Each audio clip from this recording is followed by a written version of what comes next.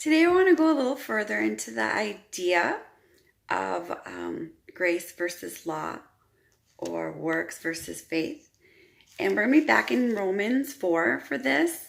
We're going to be in verse 13. And I have a Bible that's got a little bit bigger writing, so hopefully I don't need my glasses today.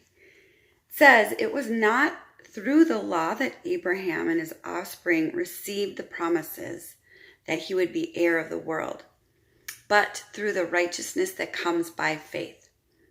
For if those who depend on the law are heirs, faith means nothing, and the promise is worthless, because the law brings wrath, and where there's no law, there is no transgression."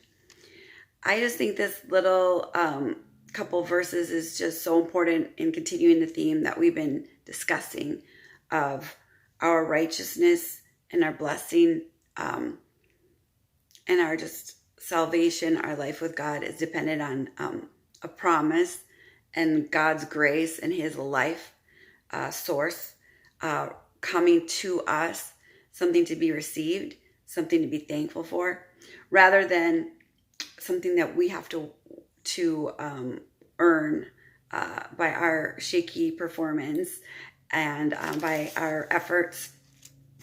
So I just think this is so powerful. It was not through the law that Abraham and his offspring received the promise that he would be the heir of the world, but through the righteousness that comes by faith.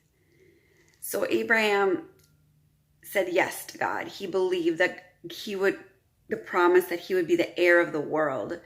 What does that even mean? Like, that is an amazing promise, to be the heir of the world. The blessing of Abraham is to be the heir of the world.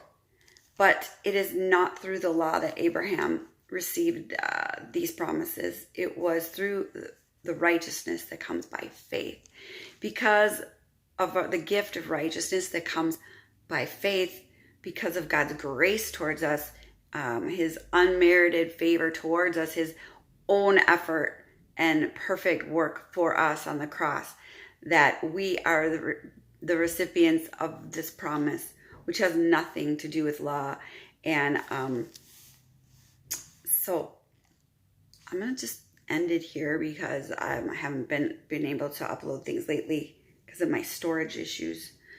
But anyway, I just wanted to emphasize that I really feel that God wants us to continue to realize and that his life towards us, his best of everything towards us is because of it's a gift, and he wants us to joyfully receive it. Our flesh wants to work. It wants to be the big guy and earn something, but God says it's humility to receive this gift and to let ourselves be the beneficiary of these promises and of this amazing gift, and let him be glorified because of it. And if we can continue just to do that in our hearts, to just be happy to receive, be thankful, don't feel like we are the ones to make it happen or to earn it. I think that just honors God to receive like a child. It says our faith, faith pleases God, and the faith of a child pleases God, and a child is dependent and trusts and receives from its parent. So thanks for diving in with me to Romans 4:13. Thank you.